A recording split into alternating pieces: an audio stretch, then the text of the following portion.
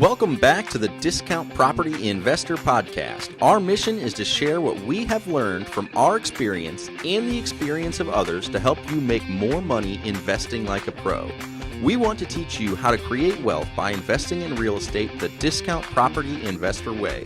To jumpstart your real estate investing career, visit freewholesalecourse.com, the most complete free course on wholesaling real estate ever. Thanks for tuning in. All right, welcome back to the Discount Property Investor Podcast. David Dodge and Mike Slane. Good morning, guys. Mike. Good morning, Dave. How are you, man? I'm doing good, buddy. Good. Doing good. Good. You know why you're in this business, Dave? I do know why I'm in this business. That's what we're going to talk about today. Awesome. Why? Why are we in this business? I love this. This is going to be a good episode. Sweet. Let's jump right in. Cool. So why am I in this business, man? I'm in this business because I like the fact that I can flip properties and make large sums of cash quickly. I like even more than that when you have a rental property and you make income on it, it is considered passive income, which really just means that it's taxed in a different way than your earned income. So you're paying less taxes on the income that you're creating. I love the fact that somebody else is paying off my assets for me. And I would say to put the little icing on the cake, I just love working for myself and having the freedom of both finance, but also to include time freedom in my lifestyle. That's awesome. So I have quite a bit of things that I'm not only grateful for, but those are my whys. That's awesome, Absolutely. Man. And I am very much in line with that. I think the first reason, I used to always consider myself lazy. So I always thought, oh man, I can't wait to just do nothing. That's not really true. I've learned that about myself. I'm not really lazy. Nobody wants to do nothing. I always like doing stuff. I always like being busy. I like having a purpose. Anyways, so I used to always think that my why was, man, I really can't wait to have a whole bunch of passive income so I can do nothing.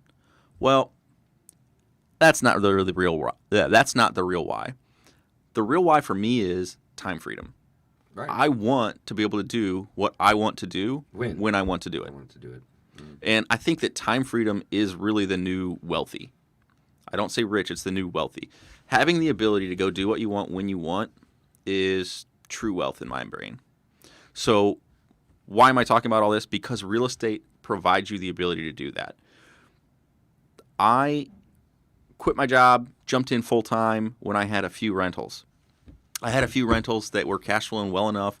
I reduced my expenses to the point where I didn't actually have to make an income. And again, I was living in a 2-bedroom, 1-bath little house, had my car paid off, no family dependent on me, nothing like that. So it was easy. Again, $500,000 a month, I'll pay my bills, baby. Like, that's easy. So now why am I in real estate? To up that number, to keep upping that number to the point where I don't necessarily have to report to a boss. I don't have to come in and, find that next deal. I like doing it. I enjoy it, but I don't have to. And that's my real why, is so that I can create time freedom for myself and potentially for future generations, for my daughter, for my wife. At some point we'll retire her when maybe she needs.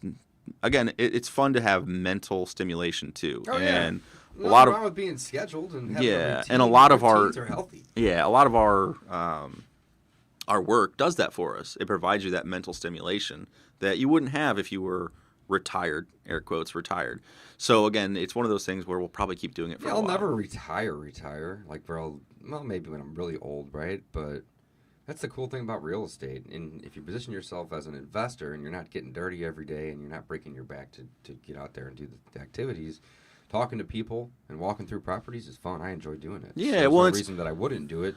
So with rental real estate, one great example, was like a saying I heard a while ago. It was like, if you're over 30, you shouldn't be swinging a hammer. I love that analogy, and I love saying it to people. I'm sorry, I'm over 30. I'm not swinging a hammer, because it's pretty ridiculous. 30 is not old in life. Not at all. Right? Yeah. Like, super young. A lot of guys are working construction into their 50s, 60s. Yeah. But again, it's backbreaking labor. It's hard work. It's hard work. So my thing is, I don't really want to do the hard work. I enjoy doing the other work. I enjoy lining up the other stuff, and yeah, it's fun. Like Dave said, it is fun. So, how do you find out what your real motivation is? I always like the Start With Why book. So this was written by Simon Sinek, I believe. Mm-hmm. And there's it's a short exercise. I believe this came from that book, guys. I misremember things all the time, so don't quote me. I think you're on track. You can quote me on it, as I don't remember things and I misquote things. You can quote me on that. Quote you on that. Yeah. It's a little exercise where you ask yourself why. Okay? I know it sounds stupid, but you ask yourself why. So it's like, hey, Dave, why do you like rental properties? Because they create passive income. Oh, that's cool, Dave. Why do you like passive income? I like passive income because it's taxed less and I don't have to work as hard for it. Okay, Dave, why do you like being taxed less and working less? I get to keep more of my money and have more time freedom. Perfect. So again, you do this exercise. Why do you like more time freedom? So I can enjoy the things that I want to do. Why do you want to enjoy the things that you want to do? Because that's what makes me happy. I mean, you just keep asking the why. Right. And you agree. Until you get down to where you can't answer any more whys. Well, or you keep repeating the same making thing. myself happy is the number one intention in my day, right, in my life. I keep myself happy as well as my spouse happy, and we're good. Everything else is good. So yeah. So I think that's just a super powerful exercise. In almost anything, it's like, well, why do I want to do that? Okay, well, why do I want to do that? Why do I want to do that? And you're pretty often you're going to come back down to the same couple of things for you. So it's really an important exercise. Figure that out first. Is that why? Yeah, start with the why. Absolutely. Start with your why so you know the reason in which you're doing everything else. So why rentals? That's a simple question. Kind of answered it in the beginning, but passive income is taxed at a lower tax bracket. If you aren't There's aware, so many cool tax things with real estate, too. with real estate. Let's list a couple of them. So one of them, absolutely amazing, and I'm going to kind of go into two things off this. One is depreciation. So the IRS set up a depreciation timetable of 27 and a half years. Why? I don't know. I know why. Do you know why? Yeah, because there was two senators that were arguing over 25 and 30 years. Is that really true? And they just met in the middle on what you would call a compromise, and it ended up being 27.5. Is that true? That's the equation, yeah. Mm-hmm. That's interesting, man. That's really cool. Mm-hmm. I thought I read that in a book somewhere, so assuming that the book wasn't lying to me, that's... now you... Yeah, so... Don't quote me on that. Really, guys... But that's what I learned. You know what? It makes sense. Because, I mean, this is just people making laws anyway, right? So yeah. That's kind of where I'm thinking the 27.5 came from. Now, that's on residential. And again, residential rental. I think commercial may be... It's like 40 or something. 40 even. Or it's different, definitely. Well, it depends. If it's residential... I was just looking at this text from the other day. Right. Long story short. Working with this is single families, right? And it's 27.5 years. So depreciation, really cool. So depreciation allows you to every year divide, and again, you're talking to a CPA, but I'm pretty sure you just divide the asset. Say it's $100,000 property, you divide it by 27, and that's not true. There's a depreciation schedule, but you get to depreciate so much of it every year until over 27.5 years until you've depreciated the building worth down to zero. Then you can no longer write off that depreciation. And 27.5 years was, again, what they consider the useful life of a building, of a residential rental property. So you're depreciating that. You get a tax benefit for doing that. Here's where it gets really interesting.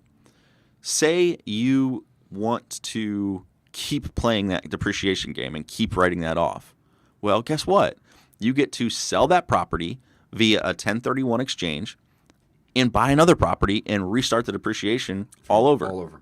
Which is awesome. Which is awesome. The second thing about depreciation, which is really cool, if you were to pass away, you can pass that property on through, your will or whatever, through an inheritance. So someone else inherits the property. That property resets. The depreciation schedule resets. So it goes back to the current value. The cost basis? Yeah, the cost basis. The cost basis, when you depreciate, gets depreciated down to zero. So what happens is when you go to sell a property, you have to then claim the cost basis to the sale price. That difference becomes profit.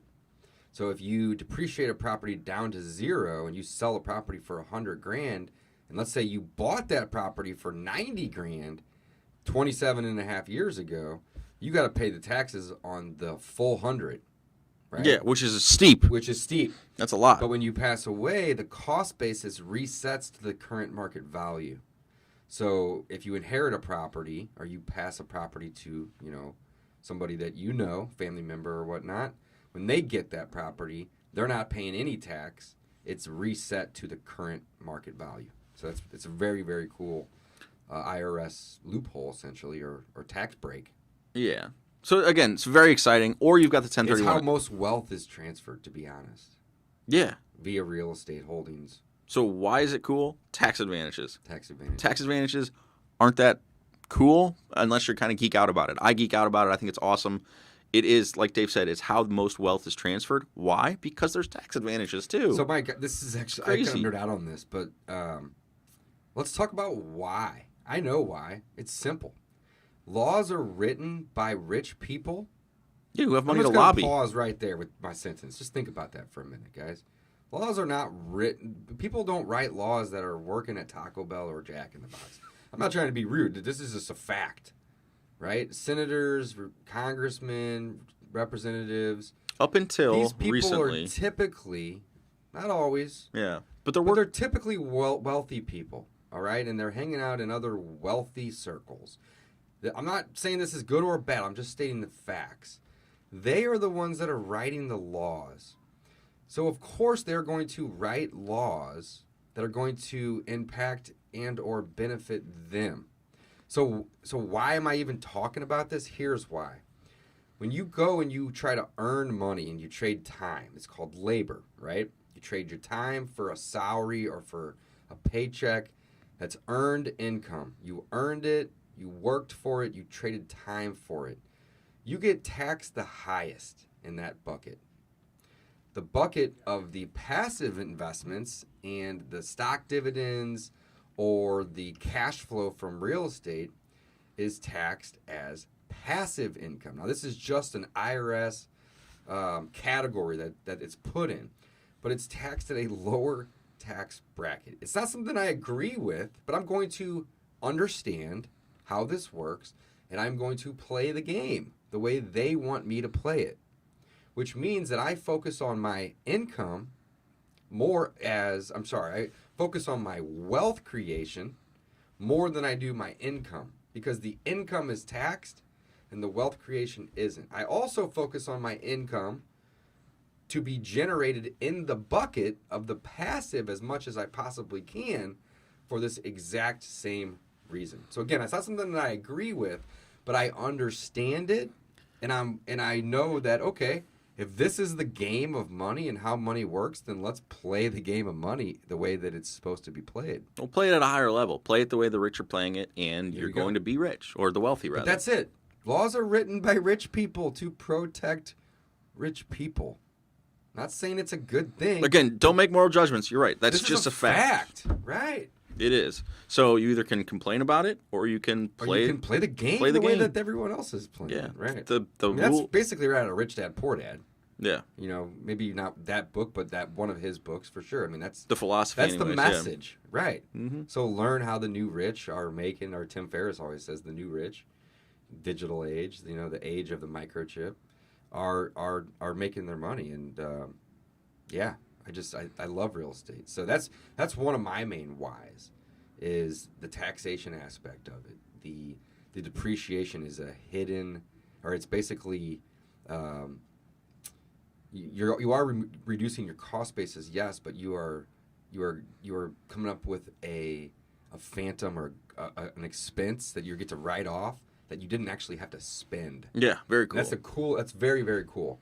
And then on top of that, all the expenses that are paid, the interest expense, maintenance, property management, all those costs are also depreciated. And then the main thing is someone else is paying it off. That's the long-term game. What I love about that too, Dave, and we always I feel like we forget to mention that too.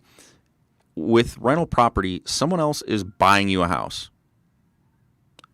When does that happen? You got to be it's a long-term you got to game. be a pretty good-looking sugar baby to be having somebody buy you a house. I ain't that guy. I'm not the sugar baby, and I'm not the sugar daddy. Right. But I got people buying houses for me. Yes, you do. So do you, Dave. It's awesome. Mm-hmm. Like, that is so cool. So that's one of my whys too. I want to have expensive things that I can then pass on to family, or that I can refinance and take advantage of the current tax laws. Again, and I want somebody else to pay for them. Yep. Very cool. So that's why real estate. Let's talk why wholesaling. Why wholesaling?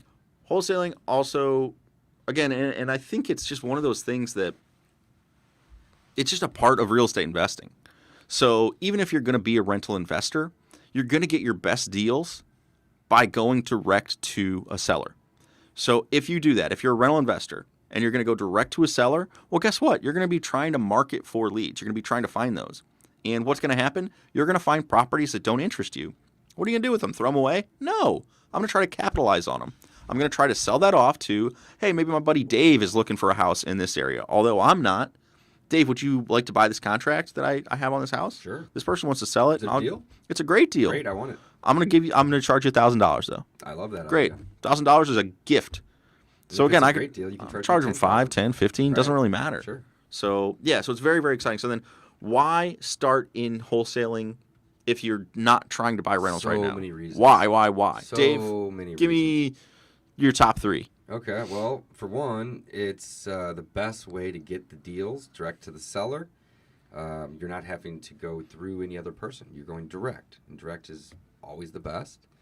That's number one. Number two is you need to learn all the things that wholesaling can teach you to be a great landlord or to be a good fix and flipper. I mean, there are so many things in terms of negotiating and talking to sellers and running comps, doing repair estimates that are going to be helpful later in the game. And number three, probably my favorite, is it's a means to an end to cherry pick the best deals. I mean, that's the thing. Mike and I started out as a wholesaling company, and we still have a very healthy wholesaling business. But we realized, and this isn't a bad thing, but this is also a fact, that wholesaling is a job, and we don't want to do it forever. However, we probably will. It's a great We love doing it. Yeah, and it's Right. a great high-paying job. But the thing about it is it's a cycle. Market, get a bunch of leads, work the leads, close a deal. Market, get a bunch of leads, close the leads, get a deal. Right? It's a cycle. And by having rental properties, it eliminates the need for us to constantly keep that cycle going. Or another way to look at it is we can automate the first cycle and put other people in place to keep the leads being worked and the deals being wholesale. But we have essentially switched to a keep the best, sell the rest wholesale strategy, where when we go out and we find killer deals, now it depends on the deal, of course, but we're more likely to keep it and hold the equity and build the wealth than we are to take the income today. Now, it depends, though. Sometimes we may need capital, and we'll come across a home run deal and we'll be like, hey, this is an awesome wholesale, make 30, 40, 50K. Let's do it. Totally understand that. But in the long run, we're keeping the very best deals with the most equity, right? So that way we can use the Brrrr strategy, which is an awesome strategy in itself. Did you do 3? I want to kind of interject real quick. Sure. And this is what's really cool. This is it's kind of a tax loophole again. And a lot of the bigger names in the business do this on a high level, is they refinance their properties. Oh, yeah. So they'll buy an apartment building, fix it up, refinance it, and they're able to pull out $100,000, $500,000, $1 million. If it's a big enough project, they can pull that money out. You pull it out, and by that we mean refinance it, and the Cash out first refi, note gets paid off. But hey, there's all this extra money, so they pay you that. That check or that money can be deposited into your account or your LLC's account, Not income, though. but it's not income. You're not paying taxes on it, Even though it is to you, and it's spendable money. but on paper, and it's spendable money. You can go do whatever you want with that money, right? But now you But owe on it. paper, you owe it. It is a debt. It is a debt, not an income, which is so crazy. And if you increase the value of a property big enough, so what if you increase the debt on it a little bit and pull money out? You may still be at the same ratio or even in the lower ratio of debt to value. So yeah, that money isn't taxable. How awesome is that? It's one of my favorite loopholes in this business that we haven't even really capitalized on yet that much. I mean, we have a little here and there on, some deals, but nothing with 100 or 300K. But soon. Yeah, well, and just on a one-off basis. So Dave was saying, a great deal, maybe we'll wholesale it, maybe we'll keep it. Well, on some of the great deals we keep, what do you think happens? We buy it and we refinance it. Well, guess what? If we're able to pull money out, there you go. It's a win. That's not income. It's not income. Very, very cool. So that's another why to wholesaling. Dave, and I know you did 1, 2. Was that the third one? I don't even remember. I think I did 3. Let's call it 3. I think essentially just learning the ins and outs of the business, being able to cherry pick the best deals for yourself, and it's just easy. I'd say those are my 3 whys for wholesaling. And it does. It gets easy. So it's if simple. you Let's put it that way. It's very simple. it gets simple. Yeah, and it gets easier though too. Wholesalers complicate things. Wholesaling is simple. Even the business, it just gets easier. So again, Right. if you're unfamiliar with wholesaling, guys, we put a little course together. We love the course. We promote the course all the time. Check it out, freewholesalecourse.com. Go there. It's going to give you a bunch of stuff. You're going to learn the business. For other episodes that are similar to this, guys, we have a new podcast site up, dpipodcast.com, and it's designed to search. That's what we built it around. So if you have a topic, rentals, Brrrr, wholesaling, go into the site, dpipodcast.com. Search what your topics are, and it'll give you all the episodes that we talk about those topics in. It's been very helpful, and we've been getting some really good feedback on it too. All right, guys. Thank you so much for listening. Signing off. Figure out your why. That's right. Figure out your